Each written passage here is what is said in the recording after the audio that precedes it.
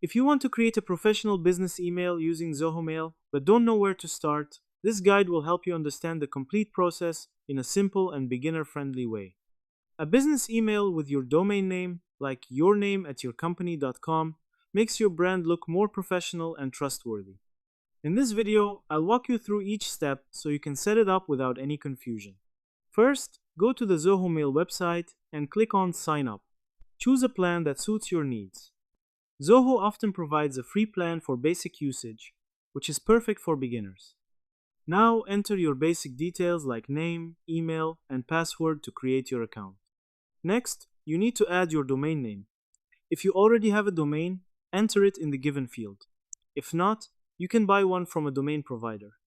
After entering your domain, Zoho will ask you to verify ownership. This is usually done by adding a TXT record in your domain's DNS settings. Go to your domain provider's control panel, add the record provided by Zoho, and then click on Verify. Once your domain is verified, you can create your business email address.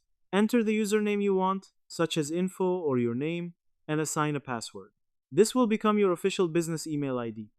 After that, you need to configure MX records in your domain settings. These records tell the internet that Zoho Mail will handle your emails. Follow the instructions provided by Zoho carefully and update the records correctly.